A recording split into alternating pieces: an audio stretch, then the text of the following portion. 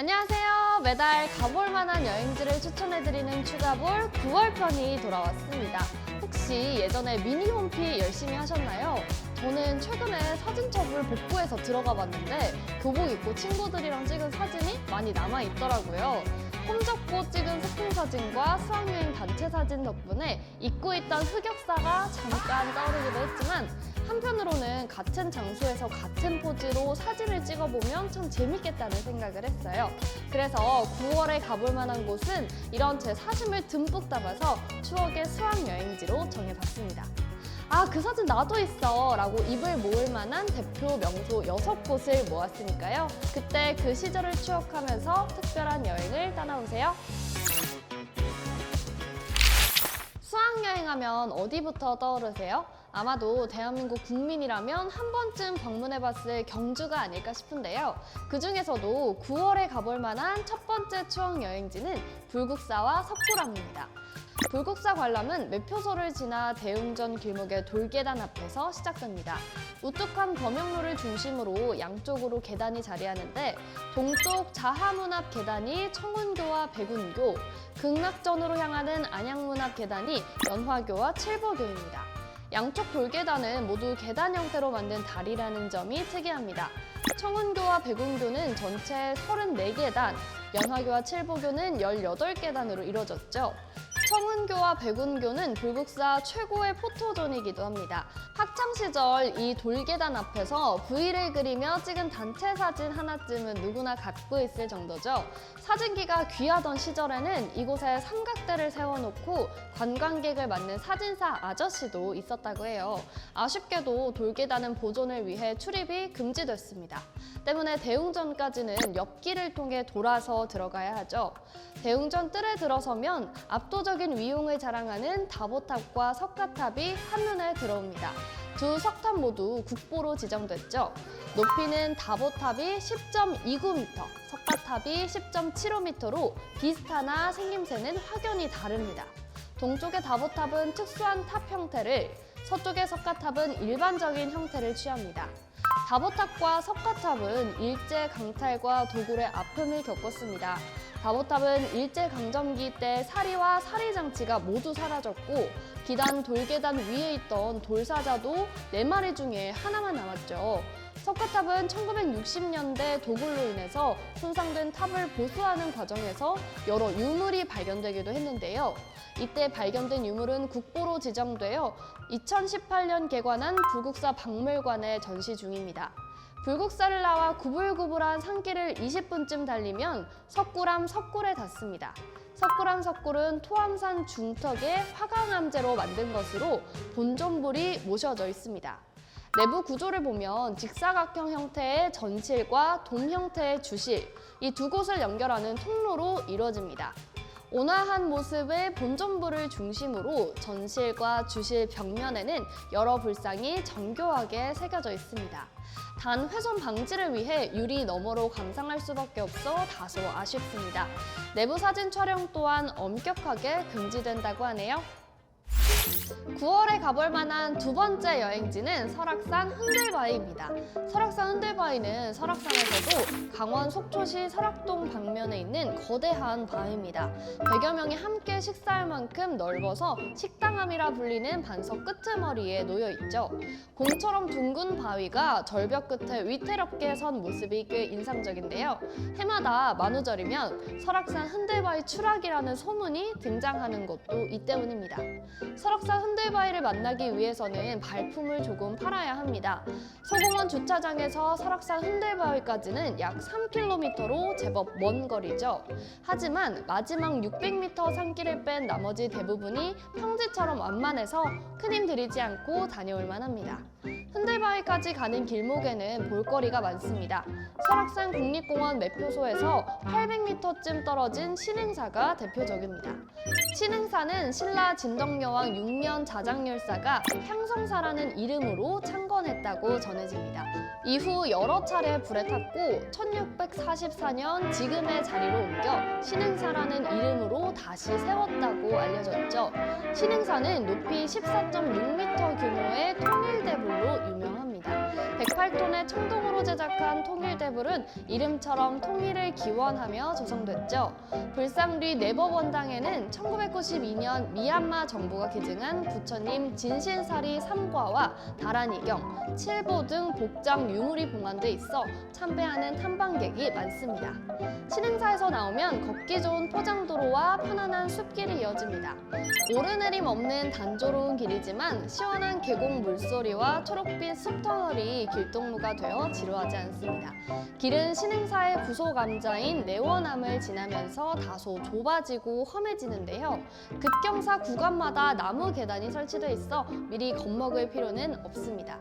개조암 입구 절벽 위에 다소 곳이 놓여있는 둥근 바위가 설악산 흔들바위입니다. 개조암은 자장률사가 향성사 창건 당시 머무르던 동굴 암자인데요. 동산, 각지, 봉정, 의상, 원효 등 수많은 고승이 수도했던 곳으로도 잘 알려져 있습니다. 흔들바위 사진은 바위를 힘껏 미는 신용을 하며 찍어야 제맛입니다.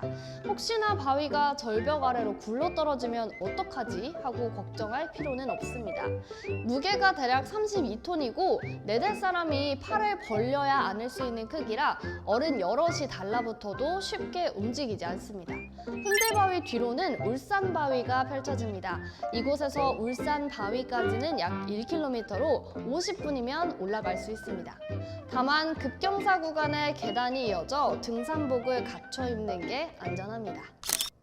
삼별초의 난, 상평통보, 홍문관의 공통점을 아시나요? 바로 한국사 시험의 단골로 등장하던 소재들이죠.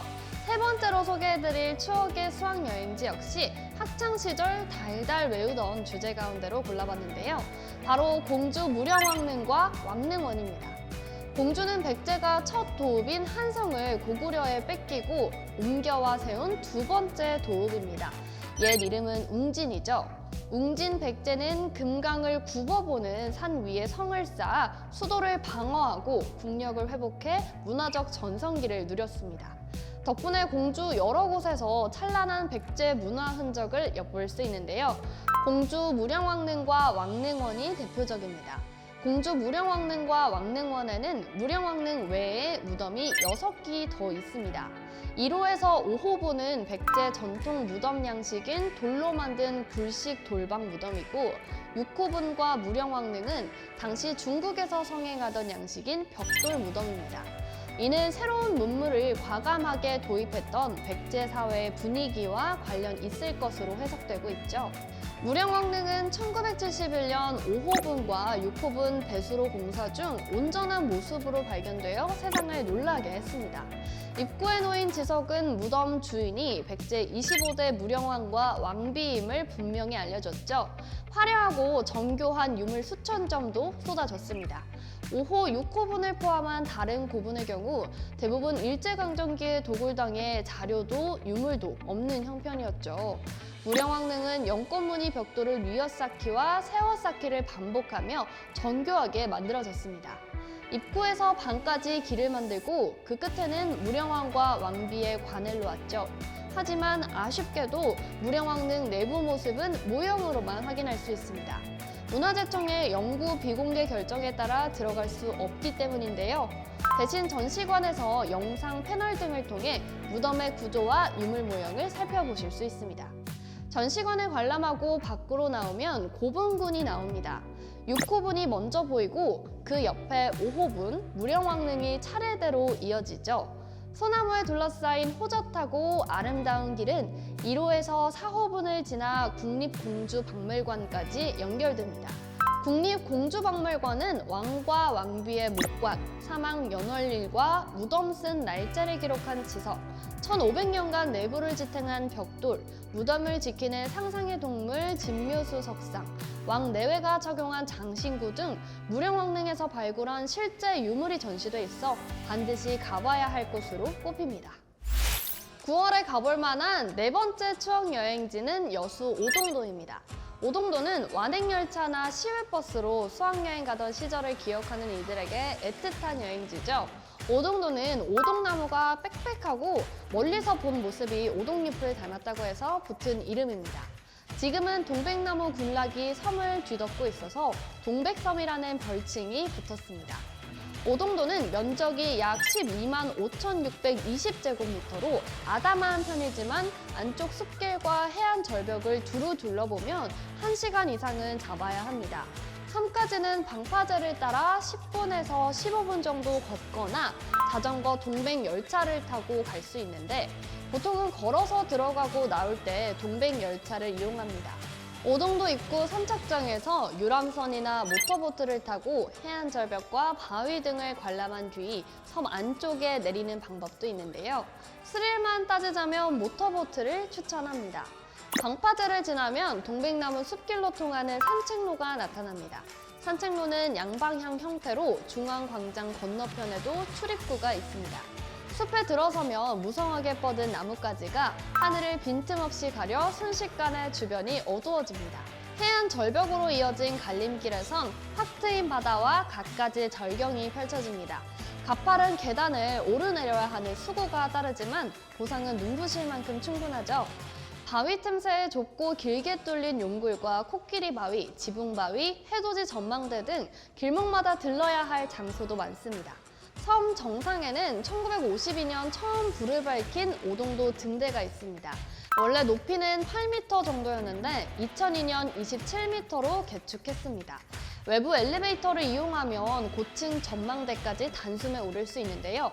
원형 구조라 여수 앞바다는 물론 남해, 하동까지 한눈에 담깁니다. 등대 맞은편 야외 찻집에서는 나무 그늘 아래 앉아 동백꽃차 한 잔 마시며 쉬어가기 좋습니다. 5번째로 소개해드릴 추억의 수학여행지는 서울 경복궁입니다. 궁은 서울로 수학여행이나 체험학습에 나선 학생들의 단골 방문지였죠. 경복궁은 조선 왕조가 세운 5개 궁궐 중 최초로 건립된 궁입니다. 태조는 조선을 세운 뒤 도읍을 한양으로 옮기고 1395년 경복궁을 세웠습니다. 경복궁은 권위가 깃든 정궁이자 왕이 정사를 돌보던 법궁이었고 그 가운데 근정전은 국가적인 대례를 거행하던 장소였습니다. 광화문 흥리문을 지나 상상 속의 동물 첼록이 지키는 돌다리를 건너면 근정전에 이릅니다. 앞마당에 서면 양쪽으로 품계석이 줄지어 있고 가운데는 왕의 길인 어도가 놓여 있습니다.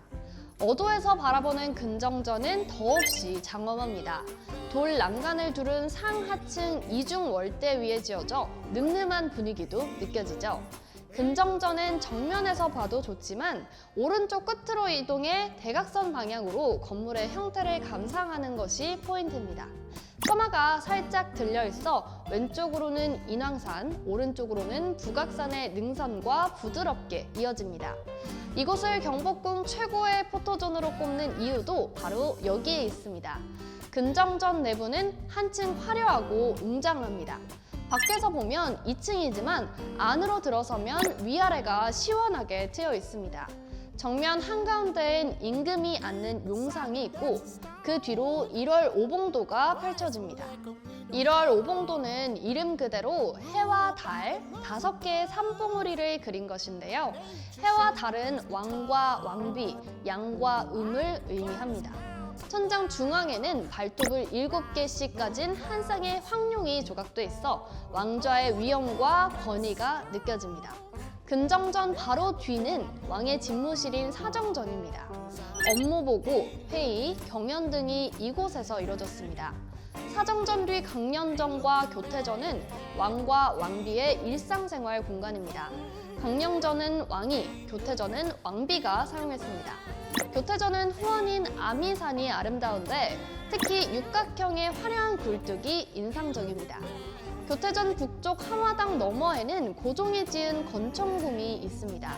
건청궁은 왕과 왕비의 처소, 서재가 있던 건물로 1895년 명성황후가 암살된 비극의 장소이기도 합니다. 경회로는 큰 연회를 열거나 외국 사신을 접대한 장소인데요. 연못에서는 뱃놀이도 즐겼다고 합니다. 1960년대에는 스케이트장으로도 쓰였다고 하죠. 2020년엔 BTS가 경회로를 배경으로 퍼포먼스를 펼쳐 화제가 되기도 했습니다. 제가 그 영상을 봤는데 BTS가 한복을 입고 또 경복궁에서 이제 춤을 췄는데 또 해외에서도 정말 반응이 뜨거웠다고 하더라고요. 그래서 약간 국뽕이 차오르는 느낌이었달까? 너무 좋았어요. 9월에 가볼 만한 마지막 추억의 수학여행지는 용인 한국민속촌과 에버랜드입니다. 1974년 문을 연 한국민속촌은 조선시대 가옥을 볼 수 있는 전통문화 놀이공원입니다. 양반가를 비롯해 지방별 특징을 보여주는 농가와 민가, 관아 등 약 270동의 가옥이 재현되어 있습니다. 가옥은 옛 모습 그대로지만 과거에 비해 활기가 넘칩니다. 사또, 포졸, 거지 등 조선시대 캐릭터로 분장한 연기자들이 관람객과 함께하기 때문이죠. 놀이공원의 꽃이라 불리는 퍼레이드도 생겼습니다. 춘향전 이야기를 바탕으로 한 얼씨구 절씨구야인데요. 신나는 농악과 화려한 부채춤이 어깨를 들썩이게 합니다. 전통 공연도 다채롭습니다. 특히 탈놀이 등 전통 가무악으로 구성된 풍물 한가락과 번화노름이 펼쳐지는 삼도판굿은 놓치지 말아야 할 공연입니다. 완향로에서 진행되는 우리가락 조울시구에서는 전통가락의 고운 선율을 느낄 수 있습니다. 또 조선시대 사랑 이야기를 담은 멀티미디어 공연 연부는 11월 6일까지 금, 토, 일 공휴일 밤 8시 무대에 올라 감동을 전합니다. 에버랜드는 남녀노소 누구나 동심으로 되돌려놓는 우리나라 최대 놀이공원입니다. 예전에는 수학여행 단체 사진을 찍자마자 티익스프레스로 달려갔잖아요. 그런데 요즘은 이런 풍경을 보기 힘들다고 합니다. 뛰는 대신 에버랜드 앱을 켜고 스마트 줄서기를 누르는 거죠. 앱에서는 놀이기구 예약뿐 아니라 퍼레이드 시간과 장소 등 모든 정보를 확인할 수 있다고 하는데요. 짧은 시간을 알차게 보내기 위해서는 미리미리 깔아두는 게 좋겠죠. 에버랜드는 어디서 사진을 찍어도 잘 나오지만 유난히 사랑받는 인증샷 명소를 꼽는다면 포시즌스 가든입니다. 에버랜드 대표 정원인 포시즌스 가든에서는 계절마다 형형색색 꽃의 향연이 펼쳐집니다. 가을에는 국화가 그윽한 향기를 가득 퍼뜨리며 만발할 예정이죠. 회전목마인 로얄 주빌리 캐로셀도 북적이는 사진 촬영 포인트 중 하나인데요. 해가 지면 더 낭만적이라 연인들이 많이 찾는다고 합니다. 최근에는 1950년부터 60년대 미국을 모티브로 한 아메리칸 어드벤처의 락스빌도 인기죠. 이 락스빌은 BTS가 다이너마이트 공연을 펼친 곳으로도 유명합니다. 그 꿀팁이 있는데 약간 자유낙할 때 붐드는 느낌이 싫으신 분들은 땅에 발을 이렇게 힘줘서 이렇게 지탱을 하고 있으면 떨어질 때 별로 안 무서워요. 진짜 꿀팁이에요. 자, 지금까지 9월에 가볼 만한 추억의 수학여행지 6곳을 소개해드렸는데 어떠셨나요? 지나간 시간은 되돌릴 수 없지만 추억과 사진은 영원히 남잖아요. 좋은 사람들과의 행복했던 기억을 떠올리면서 그때 그곳으로 다시 떠나보면 어떨까요? 마침 9월엔 추석 연휴도 있잖아요. 추억의 장소에서 특별한 가족 사진을 남겨도 좋을 것 같아요. 오늘 소개된 여행지에 관한 자세한 내용은 대한민국 구석구석에서 추천 가볼 만한 곳을 검색하시면 확인하실 수 있습니다. 그럼 저는 가을에 흠뻑 빠져볼 수 있는 10월에 가볼 만한 곳으로 돌아오겠습니다. 그때까지 안녕!